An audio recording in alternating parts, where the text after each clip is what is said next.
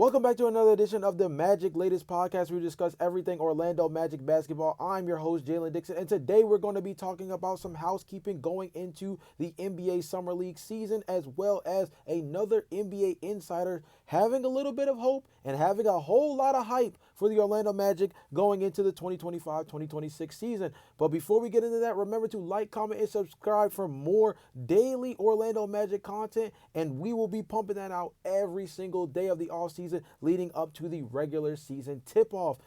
Right now, though, let's get into today's news, starting with the Orlando Magic hiring the legend, the icon, God Sham God, as the new assistant coach next to Jamal Mosley on the bench. And this is a big-time hire. God Sham God, for those who do not know, is a Mavericks legend, as a guy who has worked as a ball-handling coach and position player development coach over the last handful of seasons for the Dallas Mavericks, and has been able to work with a handful of different stars. Obviously, guys like Luka Doncic and Kyrie Irving come to mind. Spencer Dinwiddie's another guy who's been in the fray, and he's a guy that is going to be very, very important in terms of player development. And for an Orlando Magic team that's so young, and you look at young guards like Desmond Bane, like Jalen Suggs, like Jace Richardson, even being able to add better ball handling chops for players like Franz Wagner and Paulo Banchero, a guy like Sham God, who is well known obviously for his handles in the street ball level, is a guy who has a lot of experience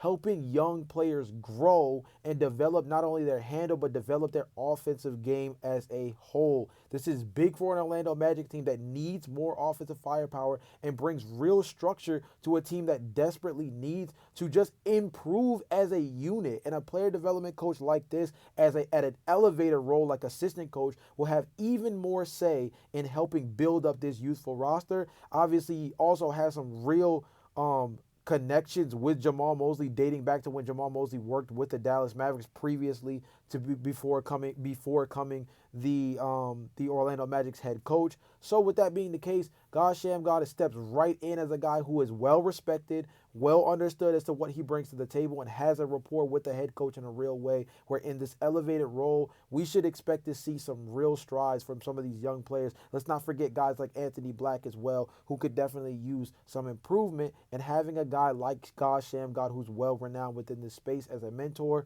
is going to be huge for his development.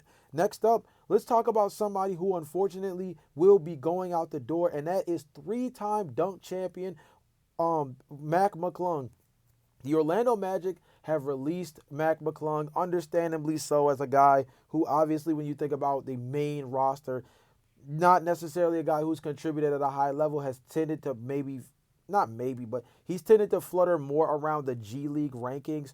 And although he had a, partially guaranteed contract going into the situation with the Orlando Magic, the truth of the matter is the hype around him being a slam dunk champion doesn't make up for the fact that the cap situation of the Orlando Magic right now is not well enough equipped to just be holding on to guys that are not contributing to the main roster. There's a high likelihood that the biggest aim right now, with the remaining amount of money that the Orlando Magic have, is probably to retain a guy like Mo Wagner back onto the roster. Other than that, a lot of these other smaller salary hits are probably getting shed just merely to make it where they can stay under the second apron as much as humanly possible, given the fact that that's a death nail for a lot of teams in today's NBA. So it's a harsh casualty, but Mac McClung will be an open free agent. It'll be interesting to see if he lands on a main roster for a team that needs another young guard that can still be springy, bring some ball handling, bring a little bit of grit and toughness. And Mac McClung is a high-level scorer that can give you a little bit of punch off the bench. So all hopes that he lands another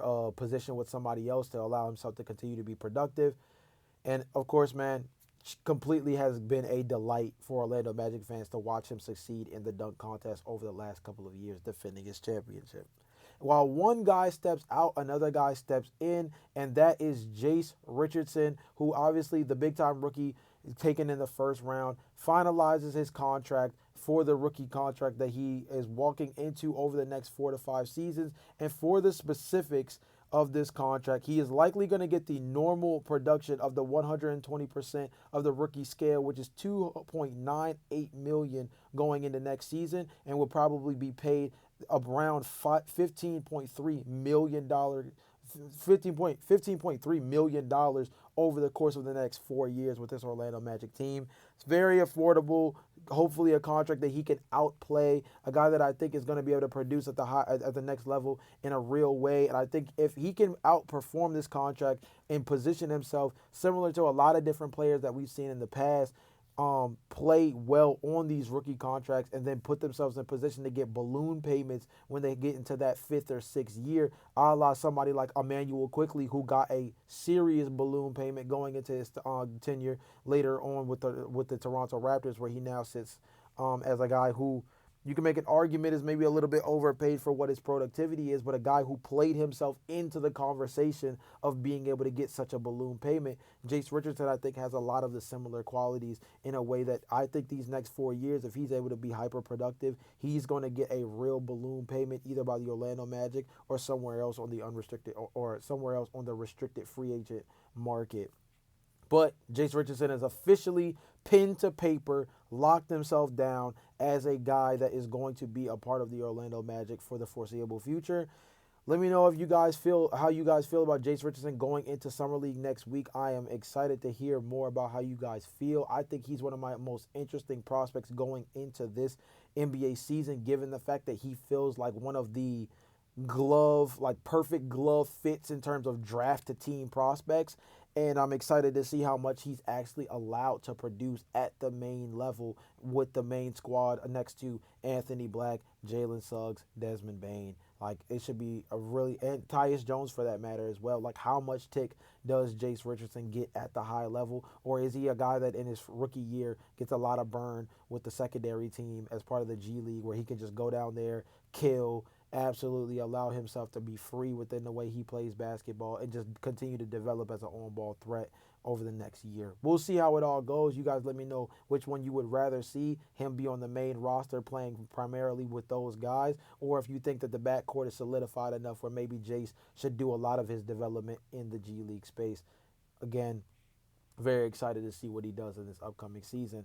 And today's episode is relatively short, but we're going to end on a crazy take. And for Orlando Magic fans, it might not be too crazy, but it's definitely a whole lot of hype behind it. And that is Zach Lowe putting out the thought process of the Orlando Magic being like the team to beat in the Eastern Conference. I'm going to read some of the interesting quotes that he said on his most recent podcast, where he says, "I love the Magic getting a real point guard, even one who is not the most aggressive point guard. I like this team getting an organizer who can take some of the load off of Paulo Banchero and Franz Wagner and make sure that Jalen Suggs is not overtaxed as a ball handler, nor is Bane.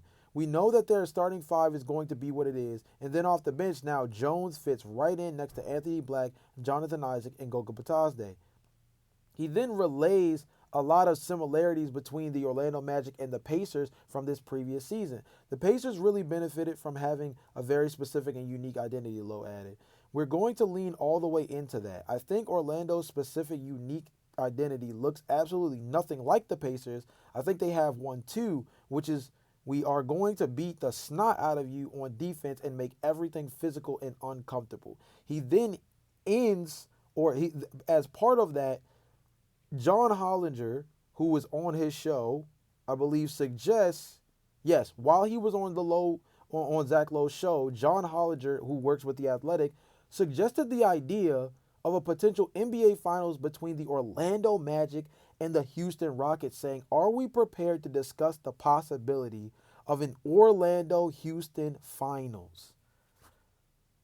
The Orlando Magic hype within the mainstream media right now is definitely pushing a narrative that says that the Orlando Magic are one of the teams in the Eastern Conference that is going to be premium throughout the regular season to keep tabs on.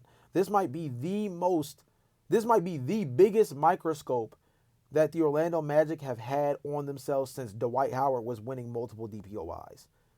Like, this might be one of the most impactful, most important seasons in Orlando Magic history, given the pathway that might open up, given the fact that Tyrese Halliburton, Jason Tatum, Damian Lillard all out for the upcoming season. A disgruntled Giannis Antetokounmpo means that there's only but a matter of time before there's a possibility of him no longer being on the Milwaukee Bucks.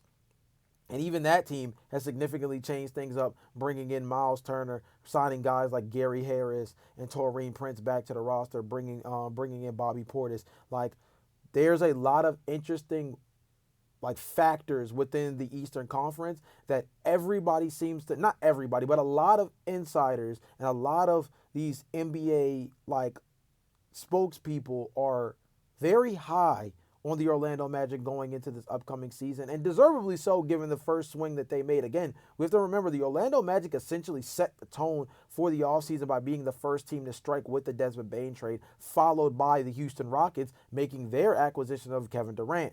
So these two teams that John Hollinger suggests could be facing off in the NBA Finals this upcoming season were also the two biggest tone setters for the rest of what became an interesting trade market for this current NBA offseason. So you guys let me know, man. Are the Orlando Magic due for an NBA Finals run? And how interested would you be in an Orlando Magic versus Houston Rockets NBA Finals? I think there's a real reality where these two teams could meet up in the finals, and talk about one heck of a defensive matchup, paired with the fact that they have a guy like Paolo Banchero who can knock down shots and do a lot within the mid-range and the low post area, while you also have a guy like Kevin Durant on the other side, who's obviously one of the most well-renowned scorers on all three levels that there is. So it would be a really interesting NBA Finals. But you guys let me know, not only would you watch an Orlando Magic versus Houston Rockets NBA Finals, but who would you take and in how many games? I'm interested to hear what you guys say in the comment section down below. But with that being the case, again, remember to like, comment, and subscribe for daily Orlando Magic content. And until next time, I will see you guys later. Peace.